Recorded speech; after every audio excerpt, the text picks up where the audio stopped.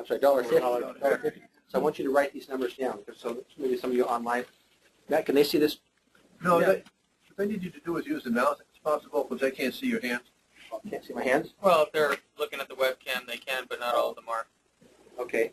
So if I were right now to sell the September $42 puts, how much would you get? $1.50, correct?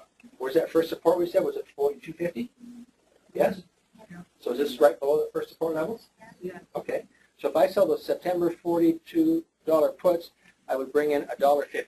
Let me write down that. We're selling September 42 puts for $1.50. Now, if I were to buy the September $40 puts, how much are those going for? $1. Okay, $1. What if we changed it? What if we changed it? What if we actually bought the September $41 puts? Did I do the right ones there?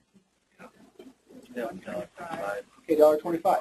Okay, so if we sold the September 42s for $1.50, bought the September 41s for $1.25, what's the total credit that goes into your account? 25 cents. Now, what's the spread on each one of those trades? $1. I'm sorry, the spread, the bid and ask spread. Oh. So the market makers actually get an extra 20 cents from us because there's a 10-cent spread between the bid and ask on each one of those, correct? So if we sold, right now, if we sold the September 42 puts for $1.50 and bought the September 41s for $1, it's 25-cent credit. Do you think you might be able to ask the market maker, since he's getting an extra 20 cents on those two spreads, for an extra 5 or 6 or 7 or 8 or 10 cents? So instead of selling for 25 cents, couldn't we at least say, hey, I want 30 cents? Yeah, okay. So let's say that we place an order. We would say, I would like to sell the September 42 put and buy the September 41 put for a 70-cent, I'm sorry, for a 30-cent credit. 30 cents, Mike, I don't make much money on 30 cents. 10 contracts is $300, which isn't very much. I mean, it is for some people. But if you've been in the stock market for all, $300 isn't a lot. Okay, well, what's 20 contracts? $600. What's 40 contracts? $900. Okay, well, you only have $1 spread. You only have $1 spread. So even at $900, you still only have 70 cents at risk. Is that correct? Remember, you have a $1 spread. If you don't do anything, this trade goes horribly wrong, and this stock goes bankrupt. Someone has the right to put this stock to you at what price? 42, because you sold it September 40. When you sell a put, you're allowing somebody to put that stock in your account at $42. Well, to protect yourself, you bought the what? 41. Someone can force you to buy it at 42. You force them to buy it at 41. What's the max you could lose? $1. But how much do you pay to lose $1? 30 cents. So what's the max you could lose? 70 cents. Okay, times 40 contracts, which would be 40 times 7, $2,800 investment. Okay, which is about what you'd expect, at least if you're doing a $5 spread, wouldn't it? For 10 contracts. So a $2,800 investment to make 30, 30, 30, and 30. $1,200 profit on a $2,800 investment. Well, that rate of return doesn't sound so bad, does it? But you're only thinking, well, 30 cents, Mike, that's not a lot. Well, it's 30 cents on a 70-cent investment. What's that rate of return by the way? What's 30 divided by 70? 40%. Wow, 40% of my money, this is correct. Well, 40% ROI sounds better than 30 cents, doesn't it? So if you want to make more money, you just do more contracts. 40 contracts still only have 2,800 invested. Huh. Well, that might be possible. Now, let's run the scenario then. So, long-term I'm bullish. I got a bullish trade. I like bullish trades. Markets are bullish. Short-term I'm a little bearish. So this stock could go from its current price at $44.38 all the way down to $41.70. I'm still okay. And here about 42, and I still make 40% of my money. But now here's what happens if we're wrong. So if we're right, what do you do? If you go through September, if you're right, what do you do? Nothing. But if I'm right, and it's just kind of hanging there, around 44, let's say it pulls back to about 42, it starts to bounce, goes up to about 45, and it hangs there for a while, I'm going to close it out. So let's say you have to buy it back and close out the whole trade for 10 cents.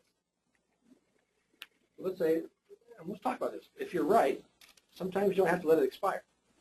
Well, what, Mike, if I let it go completely, I make 40%. Yeah, but if I close it early, I make 28%. 28% okay too? So instead of $1,200 profit, let's say you only make $750 profit. Would that be okay? That's after one trade. So let's talk about that. So here's what happens. If I'm right and it goes up, let's talk about all three directions. If I'm right and this stock goes up, if it just keeps on going up and keeps going up, and just cruises, let it go. And then when you get right before expiration, close it out. Why would you do that, by the way? Because maybe right before expiration, the whole spread is only worth 5 cents. How much money do you have at risk for 5 cents? You have 95 cents at risk for 5 cents. You made the majority of your profit. You can just close it out. Yeah, don't have to wait for it. Don't get greedy. Okay. So if it goes all the way up, I'm going to close it out just before expiration. Yes, it's going to cost you some money to close it out, but at least you can sleep at nighttime. Do the markets ever get really volatile right on the expiration date? How do they do that? Market makers do it specifically so they can make a profit. Remember, let's say I'm an options market maker. Do you think I work all by myself? I work for a large firm. You think that large firm also has a market in the stock? Market makers will do what's in their best interest to make a profit. So if I'm a market maker for a stock, I probably also have somebody in my firm that makes a market in that option so that we can use both sides to make a profit. So let's say a stock is trading right around $45 a share. Right around 40. As expiration, you're on Thursday, come on expiration. And the stock's at 45, right around $45 a share, and the stock's been in an uptrend, so there are a whole bunch of call options that people have bought on that at the 45, 44, 45, 46, $47 strike price. A whole bunch of them. Not very many puts. So what do you think I would do as a market maker, talking to the person who controls the stock side of it, that's going to be in the best interest for not just me, but for the firm? You ever heard of take one for the team? Yeah, remember the team is the whole company.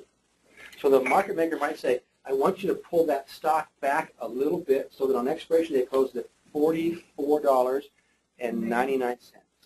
or $44.80 or $44. I don't care where, just not at 45. Because what happens to every single one of those calls? Fireworks. Wow. Okay. So what happens then if we were wrong and everybody thought the whole market was overvalued and nobody's buying calls anymore, but there was a lot of open interest on the puts? Where's that stock going now? Going up. To the upside. So based on what's happened on the option side, stock market makers will move the stock in conjunction. And the options market makers will also do the same thing. I've been in some trades with Stacy before that we're watching that stock. It's right at the expiration date, and it's right at $45, or I'm just making up a number now, but it's right at that strike price. And I'm waiting for it to close above 45, so you close out that position, just leave it there, and it's right at 45, and right as you get to 359, it closes at 44.99, and that's where it closes. So your call was gone. Right? And you were profitable all day. You could close it out, but do they do it on purpose because it's what's best for them? So sometimes you'll see some huge swings as you get into triple witching and quadruple expiration for witching time, where you have stock options, futures, all of that expiring at the same time. Markets go crazy. It's just not worth it to keep the position open for what little 3, 4, 5 cents you have. Close it out. You can sleep at night time, just be done with it.